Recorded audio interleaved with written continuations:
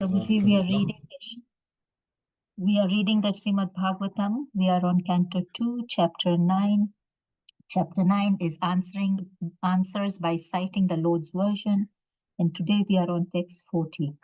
So, Prabhuji, over to you. Hare Krishna. Thank you very much. Hare Krishna. So, Prajapatir Dhammapatir Ekadaniyamanyaman Bhadram Prajanam Anvichan Astistat. Thus, once a mother of religiousness, Lord Brahma situated himself in acts of regulative principles, desiring self-interest for the welfare of all living entities. Sounds like the start of a fairy tale, once upon a time. Purport by His Divine Grace, A.C. Bhaktivedanta Swami Prabhupada. One cannot be situated in an exalted position without having undertaken a regulative life of rules and regulations. An unrestricted life of sense gratification is animal life. And Lord Brahma, in order to teach all concerned within the jurisdiction of his generations, taught the same principles of sense control for executing higher duties. He desired the welfare of all as servants of God, and anyone desiring the welfare of the members of his family and generations must conduct a moral religious life. The highest life of moral principles is to become a devotee of the Lord, because a pure devotee of the Lord has all the good qualities of the Lord. On the other hand, one who is not a devotee of the Lord, however qualified he may be in the mundane sense of the term, cannot be qualified with any good quality worthy of the name. The pure devotees of the Lord, like Brahma and persons in the chain of disciplic succession, do not do anything to instruct their subordinates without acting accordingly themselves. So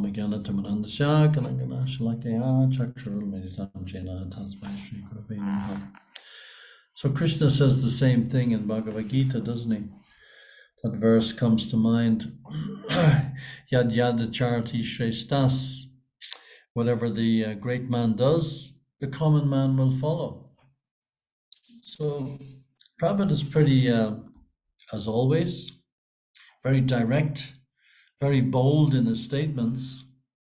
An unrestricted life of sense gratification is animal life.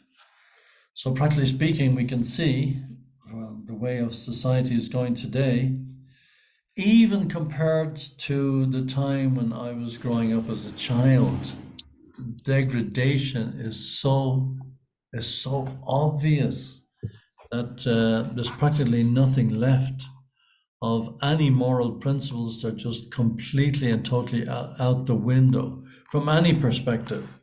There's no morality, there are no ethics, nothing. Everything is just based on profit, adoration, and distinction.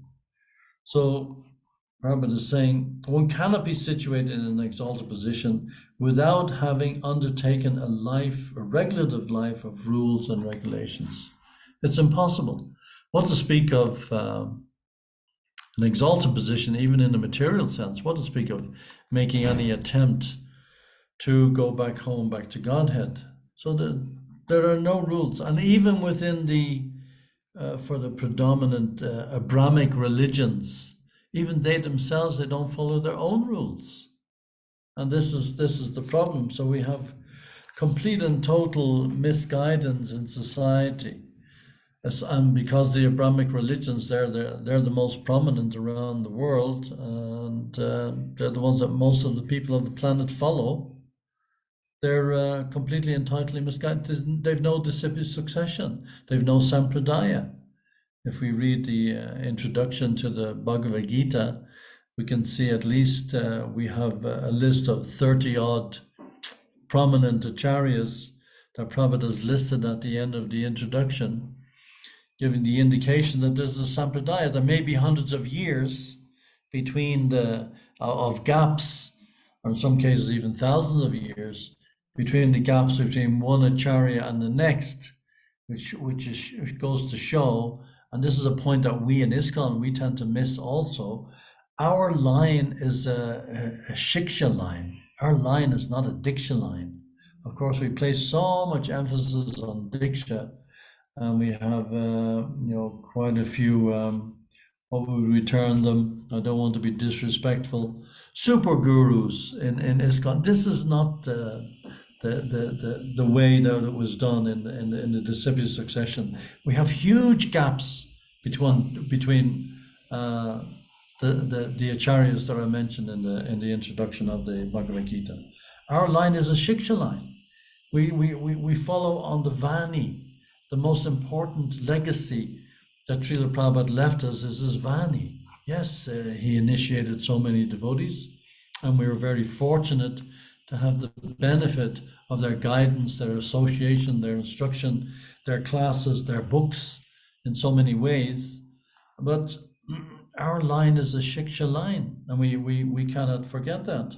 Here's Lord Krishna speaking to Brahma, and the Brahma is taking the instructions of the Lord.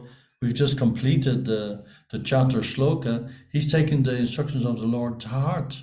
And this is millions of years ago. So Prabhupada is saying, don't teach all concerned within the jurisdiction of his generation. So he's setting the example. Taught the same principles of sense control for executing higher duties. So if we want to execute higher duties, we want to rise above the level of a simple animal. And we all know the adage that Prabhupada gave us in so many ways. He repeated it constantly. The animal is eating, we're eating. The animal is sleeping, we're sleeping. The animal is mating, we're mating. The animal is defending, and we're defending. So we may be doing it with subatomic particles and nuclear weapons and tanks and B-52 bombers, but defending is defending. It just boils down to the same thing. So what's the difference between us and the animals? Well, of course, the difference is we are put on earth for a higher purpose. And that higher purpose is to realize our original position in relationship to God, regardless of what we call God, Buddha, Yahweh, Jehovah, Vishnu, Krishna, Allah, whatever the case may be, Christ.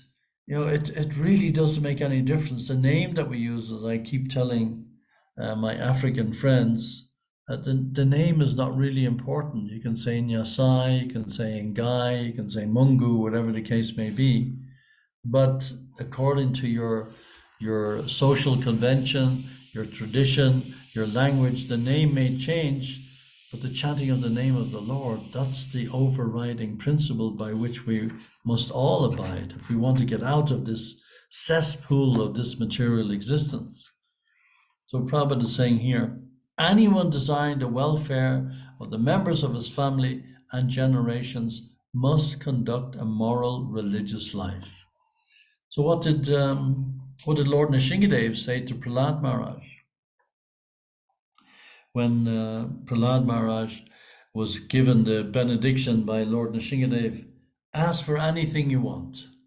And Prahlad Maharaj, in his unlimited mercy, he said, please give my father liberation. Forgive my father, just give him liberation. Here was Prahlad, who had been much maligned by his father, who tried to put him to death in so many ways because he was devotee of the Lord. And here he was pleading with Lord Nrsingadev to give his father some benediction. And Lord Nrsingadev dismissed that plea by Prahlad. Not that he didn't want to give it, he gave it. He said, this is automatically the case. So many generations of your family from the past, so many generations of your family in the future will automatically get liberation. This is guaranteed. Declare it boldly. Krishna says, my devotee never perishes, neither does the family of the devotee ever perish either. So this is a small thing. We're probably saying here, anyone desiring the welfare of the members of his family and generations must conduct a moral, religious life. And that's a fact. If we want, we can go by social convention, we can go by vox populi, there's so many elections going on around the world now, and everybody's going crazy about the election in America, and you know, there's just one barking dog barks louder than the other dogs, and he gets voted in. And as soon as that party is voted in, Prabhupada says, then they want to pull them down, and the opposition comes in. It's the same. It's just dog eat dog. It's a dog eat dog society. A waste of time connecting with it. So if we want to really do any good, perform any welfare for the benefit of our family, for the society, for our friends, for our loved ones, the only thing we can do is really just take to Krishna consciousness. Just it's a guarantee that those connected with us will also, even inadvertently, they will also get the benefit of our devotional creeper. The highest life of moral principles is to become a devotee of the Lord, because a pure devotee of the Lord has all the good qualities of the Lord. All the good qualities of the Lord. And we discussed it another time. I was going to do it tonight, but I just have another appointment. I was going to go over the 5 kinds of liberation, which was mentioned the other evening, and because I looked up a wonderful article on that. But the main principle is to engage in the service of the Lord, to imbibe the qualities of the Lord. And there's a very interesting quote from Srila Vishwanath Chakravarti Thakur. He's saying, Lord Krishna's transcendental body can also function through the agency of his plenary expansions, called Vishnu Tattva. As stated by Brahma himself in Brahma Samhita, Angyani Yasya Sakalendriya Vitrimanti. This verse indicates not only that the Lord can perform any bodily function with any of his limbs, but also that he can see through the eyes of his Vishnu expansions. And this is an interesting point that I never heard before. This really struck me. He can see through the eyes of his Vishnu expansions, or indeed, through the eyes of any living entity. So every living entity is a witness for the Lord and on behalf of the Lord. And the Lord sees through that. I never realized that point before. Of course, it's obvious, because the super soul, the Lord, the Paramatma, is sitting in the body of every single living entity, including the ant. Every single living entity, the super soul is sitting there.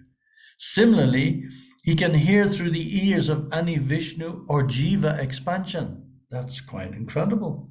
Srila Vishwanath Chakravarti Thakur points out that although the Lord can perform any function with any one of his senses in his transcendental pastimes as Sri Krishna, he generally sees with his eyes, touches with his hands, hears with his ears, and so on. Thus he behaves like the most beautiful and charming young cowherd boy, which we are celebrating now in the month of Damodar by singing the Damodarasakam prayers.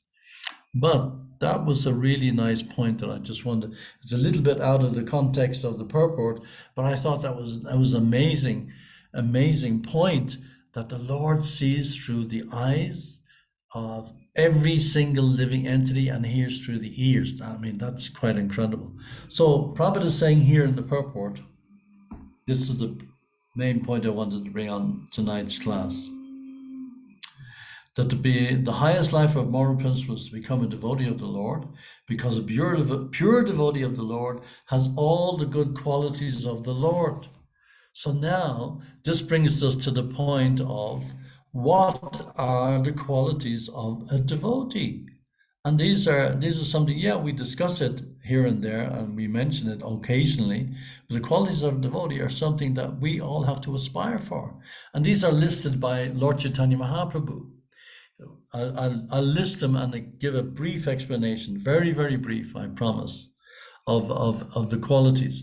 Kind to everyone, does not quarrel with anyone, fixed in the absolute truth, equal to everyone, faultless, charitable, mild, clean, simple, without material possessions, benevolent, peaceful, completely attached to Krishna, has no material hankering, meek, steady, self-controlled, does not eat more than required.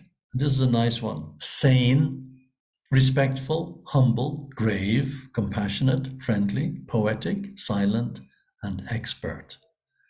So are they beautiful? I mean, each one. And each one is so sweet. Each and every one. And these are the qualities that we would love to see in every human being. These are the qualities that we would naturally like to express ourselves. And we would love to see in every human being. So the Lord is satisfied by the development of the transcendental qualities of the living entities, not by artificial performance of sacrifices and mystic yoga. In other words, unless one is fully qualified to become a pure devotee of the Lord, one cannot expect to enter the kingdom of God. And this is so important. It's not by ritualistic activity. It's not by sacrifices. It's not by mystic yoga, artificial performance. These qualities we have to imbibe individually ourselves. So Prabhupada is giving the explanation. Kind to everyone. The devotee is merciful because he is the well-wishing friend of all living entities. So when we pay obeisances, what do we say? Vanchakalpa trubhasta kripasinabhebhcha patidanam pavanebhyo vaishnavebhyo namo namaha. And we recite these prayers every day, just like we say Sharira Avidyajal. But do we really think of these prayers that we recite every day? And do we really take them into consideration? The meaning? The devotee offers his respectful obeisances unto all the Vaishnava devotees of the Lord, who are just like desire trees, ready to fulfill the desires of everyone. He's full of compassion for all the fallen conditioned souls. So are we full of compassion for all the fallen conditioned souls? Are we full of compassion even for ourselves? The devotee is merciful. He treats all living entities in such a way that they can ultimately become free from material bondage and go back home, back to Godhead. Isn't that so sweet? And the next one, humble, doesn't quarrel with anyone. To be humble means not hankering to be worshipped by others, not only just being humble and just bowing down and saying Vanchakalpa, but actually not hankering to be worshipped by others, not interested. Prabhupada accepted the worship from his disciples, but Prabhupada was completely and totally exhibited this mood of humility in everything that he did. Humility should not be artificial, but honest, deep, and natural. It will develop when the conditioned soul admits its wrong attitude towards Krishna and prays to him for forgiveness. If we read the songs, the poetry of Srila Bhaktivinoda Thakur, it had a huge impact on my devotional life. The way Srila Bhaktivinoda Thakur is pleading for the mercy, putting himself in the position of a fallen conditioned soul, but really, really putting himself in the lowest position that you couldn't even imagine that a devotee could even think of that. And this is his humility. No good qualities do I possess. He admits his wrong attitude towards Krishna and prays to him for forgiveness and to be allowed to always engage in his devotional service. So we don't only speak of service, we always use the phrase devotional service. So it has to be done with devotion, with love. And when it's done with love, just like in the Dharmadarastikam prayer, when it's done with love, when Mother Yashoda is chastising Krishna and running after him with a stick, and he's running in fear of his mother, it's done with love. Krishna immediately surrenders to that. Patram pushpam palam toyam. If you offer me with love and devotion, a leaf, a flower, fruit, or water, what's the difficulty? It's completely, it's natural. This is a natural position of the soul. This is our natural constitutional position for which we all belong. This is all our birthright. Truthful, the next one. The primary truthfulness for a disciple to keep his vow of following the regulative principles and chanting 16 rounds of japa every day. Also, a devotee should not perform any illegal activities, and he should always act in Krishna's interest, not in his own, in order to remain fixed in the absolute truth. That's quite a one. So equal to everyone. A devotee sees the soul and the super soul in everyone's heart and treats every living entity according to its position and in a way that is most beneficial for its spiritual progress. So this is the key, equal to everyone. So when we see, when we go out preaching, we go like we're going out on books quite a bit here now in Nakuru, and we see there's such a wonderful opportunity to meet people. So many people are coming to the temple as a result of our book distribution. We don't distribute, big numbers of books. We're not big in that sense, but every day we get one person, a new person coming to the temple from the 20, 30, or 40 books that we do in a day. And it's wonderful to see. It's so nice. Nobody is interested in their self-interest. They think that what they're doing in the material sense is actually to benefit their own self-interest. It's not. Everybody's self-interest is to engage in the service of the Lord. The problem is people don't know that. They're not connected with it because they don't know, because they're in ignorance. So it's our duty, it's our responsibility to tell them. We know, we've been given this opportunity, we've been given this mercy. So it's so much more in our interest to ensure that everybody we meet, every person we engage with, we give them an opportunity. We don't have to stuff Bhagavad Gitas down people's throats, but we can engage with people in a way that we can just bring them to Krishna consciousness, make friends with people, and in this way, that is the most beneficial for all their progress, both materially and spiritually. The next one is faultless. A devotee who in words and deeds, mind is always surrendered to Krishna and who executes Krishna's desire to the best of his ability is considered to be faultless. You see? Always surrendered to Krishna, executing Krishna's desire to the best of his ability. That doesn't mean it has to be perfect. Krishna said very clearly, it's better to perform your own duty even with fault than to perform somebody else's duty to perfection. So all we have to do is try. If at first you don't succeed, try again. Charitable. What does it mean, charitable? A devotee is charitable because he knows that love for Krishna is the best, and he distributes it without selfish motives. His charity has no limits. Did Prabhupada's charity have limits? Look at the way in which Srila Prabhupada imbibed every single quality. Every single one of these 26 qualities, Srila Prabhupada, he represented those to perfection. His charity has no limits. Prabhupada's mercy had no limits. Just like the happiness someone experiences who got the gift of Krishna consciousness. It's just amazing. I remember to this day, that was over 40 years ago. I remember to this day, the day I was initiated and given the beads, and I was like, wow, I was just floating. It's just the whole burden of material existence is just lifted off your shoulders, and then you enter into this world that is just so completely and utterly different from everything you've ever experienced before. A devotee of mild is the next one. A devotee avoids illusory materialistic happiness and thus is spared from the suffering which is bound to it. He always remains peaceful because he is satisfied within Krishna consciousness. These are beautiful qualities.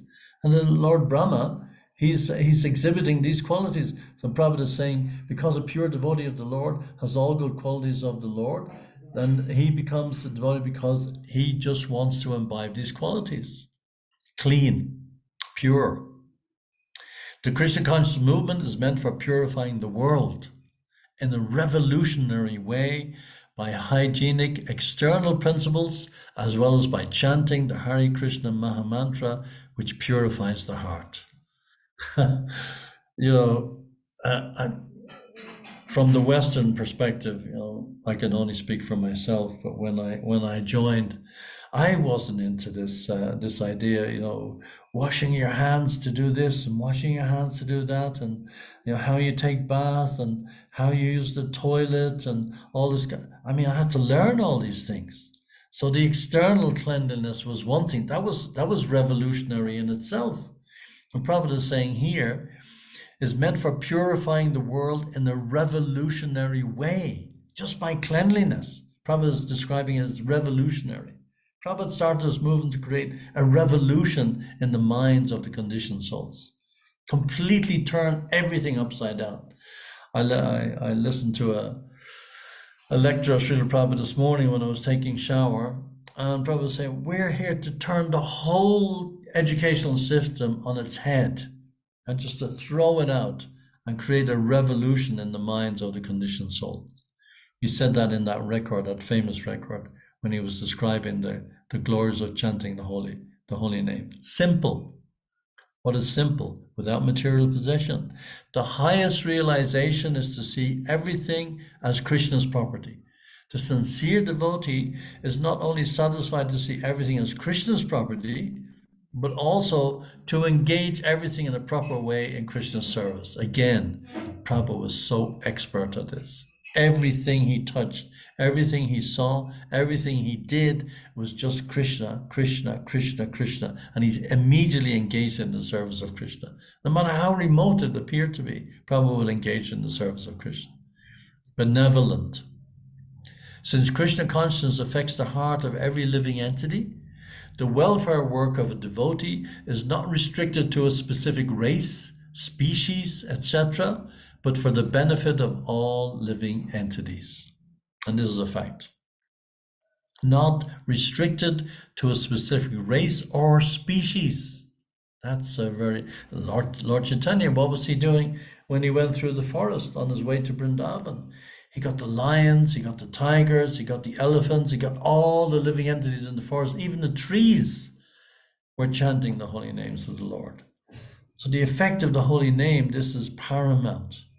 And this is something that when we engage in proper chanting, without offense, to the best of our ability, this is where it really takes effect. This is where our heart melts, our stone-like heart, it just melts, and we engage fully, to the fullest extent, in the service of the Lord. Peaceful. To be peaceful does not mean to physically maintain idyllic peace. Everybody thinks, oh, Om Shanti, and they go, peace, brother, and they go there. That was the whole hippie thing, the idyllic peace. But to experience real peace in one's relationship with Krishna.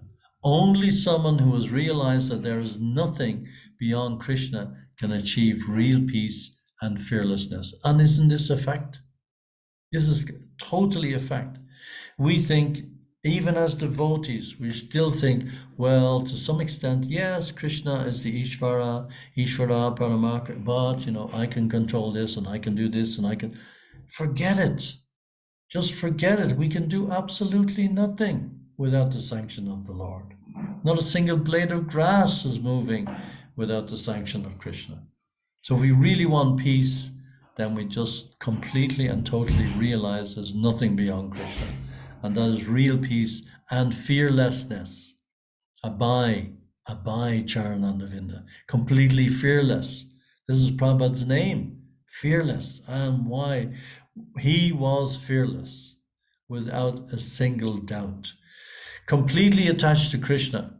Devotion to Krishna is neither sentimental nor whimsical, but authorized and scientific. By practicing devotional service, we can learn to surrender properly.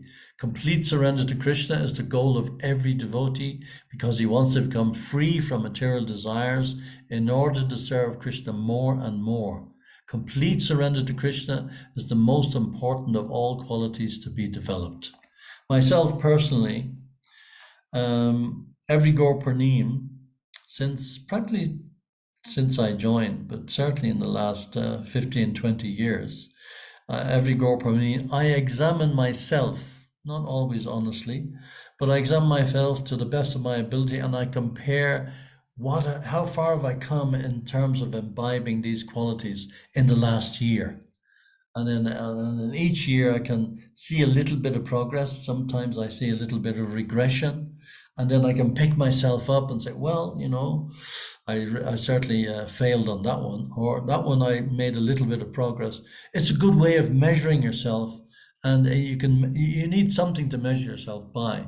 Otherwise, just going through your beads every day and chanting and everything, it's kind of like it's up in the air. But when you have something that you can measure yourself by, it's a good way as a yardstick. The next one is desireless. When one is fully engaged in devotional service, one realizes that all one's desires are satisfied. Thus, one does not have any material desire anymore. One only desires to serve Guru and Krishna. That doesn't mean that we become desireless, but we engage those desires in the service of the Lord. That's the meaning of desireless. Indifference towards material possessions. A devotee may use things in Krishna's service, but he does not become attached to or dependent on them. He may serve Krishna with millions of dollars by opening temples, printing books, etc. However, he is also satisfied when he does not have any material assets and then simply chants Hare Krishna. I remember when we were doing the Leela Amrita and Vidura Prabhuji, he was sent to Hong Kong by Srila Prabhupada. And Srila Prabhupada, he was only there with his wife, just him and his wife, a completely alien place to him. So Prabhupada went to Hong Kong to pay him a visit to encourage him. There was still only him and his wife, no big temple, nothing. He was living in a very simple way, struggling for the most part. So to encourage him, Prabhupada went out of his way, all the way from America to Hong Kong to visit his disciples. So Burijan, he arranged for Prabhupada to stay in a big, fancy 5-star hotel. And there was, he arranged a press conference where they went around all the reporters and all the newspapers and TV stations. He rented a Rolls Royce, picked Prabhupada up at the airport in a Rolls Royce, like it was a big organization. We had nothing in China at the time, nothing. And of course, it was under British control then. And they had a big press conference in a big 5-star hotel. I forget the name of the hotel.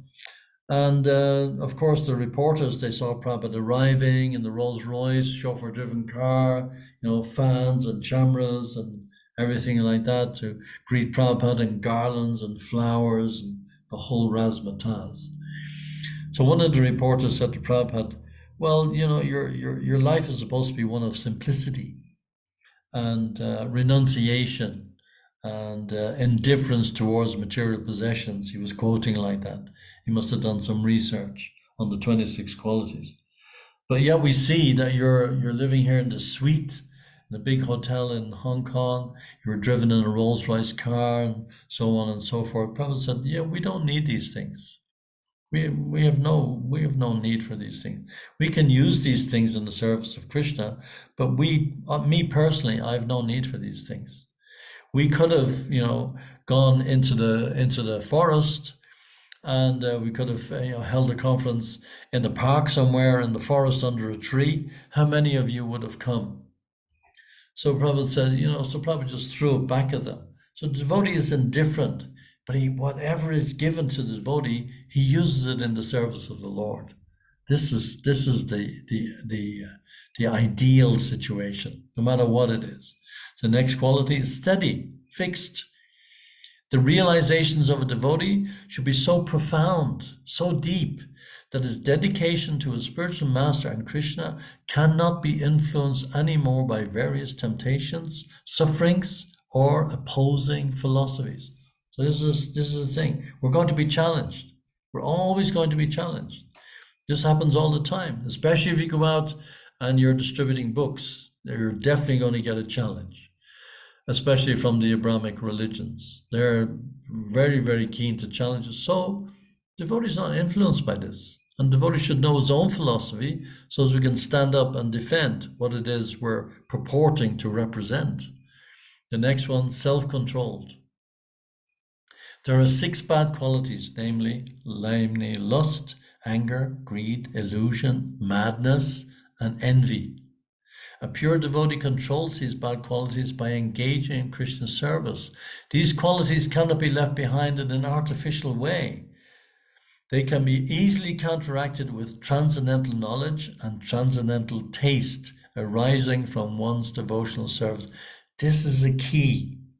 That sometimes, I'm sorry to say it happened to me also, on many occasions, our devotees, they fall by the wayside in this. We tend to be sometimes a little bit artificial and a little bit enthusiastic, certainly, but we don't want to be fanatical either. We cannot we leave behind these qualities in an artificial way. Lust, anger, greed, illusion, madness, and envy. No, but they can be easily counteracted with transcendental knowledge and transcendental taste. We have to have that taste. If we don't have that taste, then we can't live in a vacuum. So we have to try to develop that taste. If we don't have that taste for the chanting of the holy name, we have to plead for that taste. As Srila Gaur Govinda Maharaj, what he used to say when he would come and visit us in Kenya, he said, this is a crying religion. We simply cry. We beg for the mercy of the Lord. And this transcendental taste, how does it come? It arises from our devotional service. That's the key. Number 17, this is where I definitely fall down. He does not eat more than required. Lord Krishna explains in Bhagavad Gita that a yogi does not eat too much nor too little. This means practically exactly as much as he can easily digest. According to Ayurveda, one stomach should be filled with half food, quarter water, and quarter air. So this is one that, well, yeah, it's prasadam, Prabhu. Can I have another helping? Well, okay, that's fine. That's fine. It's prasadam. That's good. But prasadam should be respected. It's not different from Krishna.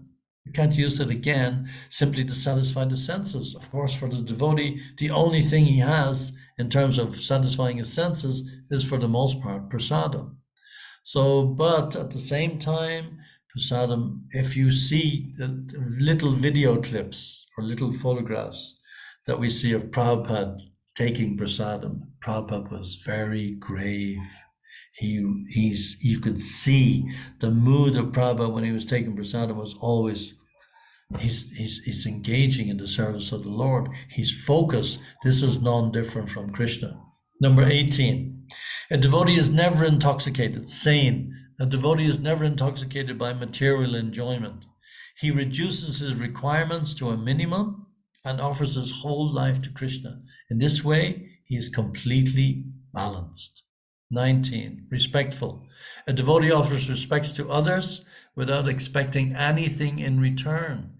He respects everyone as part of Krishna and treats them accordingly.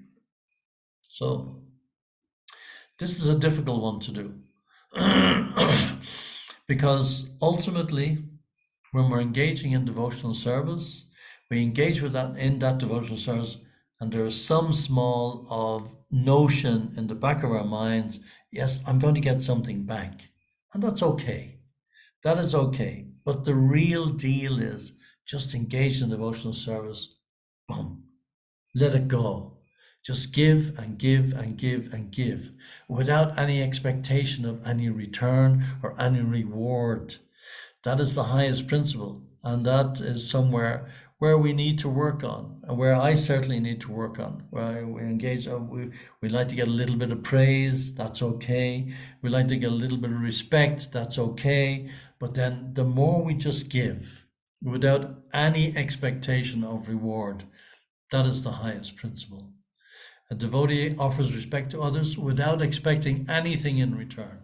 And we see everyone as part of Krishna and we treat them accordingly. That's a very, very high principle, and that is the one that, if we are going to reach the path of pure devotion, then this is our goal. 20. A devotee has no material hankering.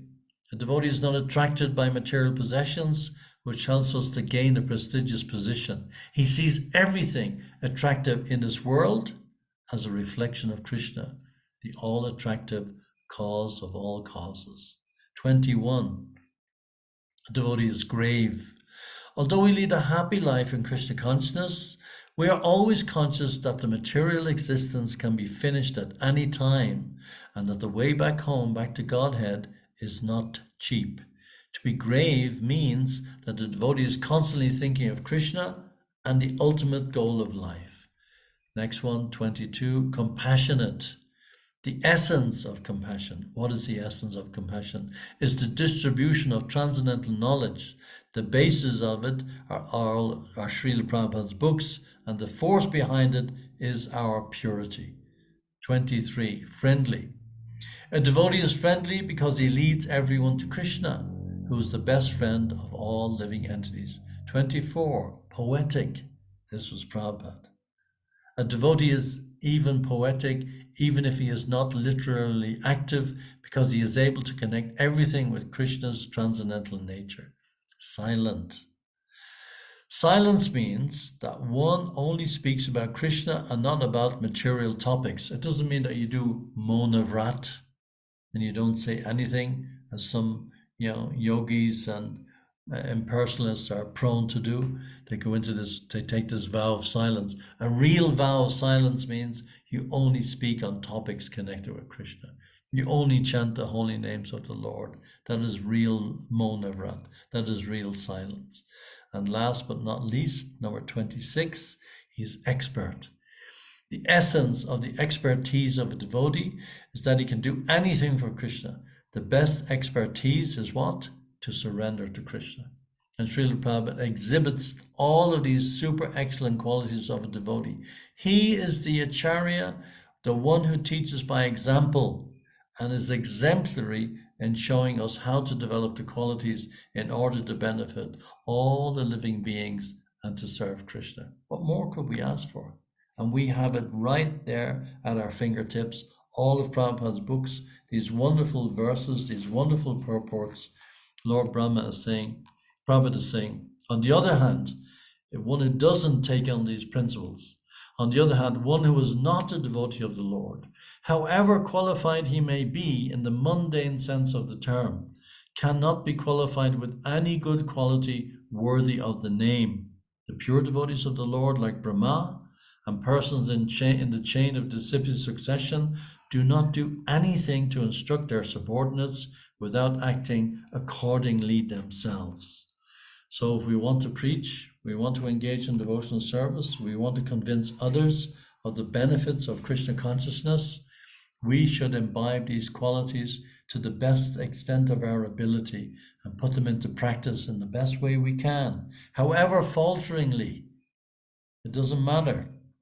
But we try and try and try to imbibe these qualities, put them into practice, and in that way, our life will be perfectly successful. Thank you very much. And I'm going to finish here a little bit earlier than normal because I have an urgent call that I need to make, and I think London is now 3 hours difference with us from Saturday. Thank you very much for your time. Thank you for your patience. All glories to Srila Prabhupada. Hare Krishna. Any Hare questions or Krishna. Hare Krishna, Prabhuji. I think we'll let you go because you need to go. So we'll reserve our questions and comments for next time. We'll Okay. revisit the five types of liberations for next time as well. Yes. Thank you very much. Today's session has been very timely. Just today, two of our group members expressed that they want to get initiated. So it has come Wow. very timely that what are the qualities of devotee? What are a That's devotee? wonderful. That's So wonderful. Krishna is really talking to us through you. As you had indicated that Krishna sees and hears from devotees' eyes and ears. And that is a real proof for us today. So let us Jai. end this session. Indusa, would you like to end the session today? Hare Krishna. Hare Krishna, everyone. Thank you so Jai. much, Prabhuji, for the beautiful class. Thank you. Yeah, maybe we can all unmute and do one round of Hare Krishna for the beautiful class and for all the assembled devotees. Jai. Hare Hare Krishna. Krishna, Hare Hare Krishna, Krishna, Krishna Krishna, Hare Hare, Hare Rama, Hare Rama, Rama Rama. Rama Hare Jai. Vanchakal Atpa Jubasta, Kripa Siddhavemcha, Patitanam Pavanebhyo, Vaishnavebhyo, Namo Namaha. Hare Jai. Krishna. Hare Thank you Krishna. very Srila much, everybody. Prabhupada Thank you. ki jai. Jai. Jai. Praise Vidura Prabhu ki jai. Granth Raj Hare Srimad Krishna. Bhagavatam ki jai. Hare Krishna. Hare Krishna. Thank you very much, everybody. Good night. Good night. Hare Krishna. Thank And you. Hare Krishna.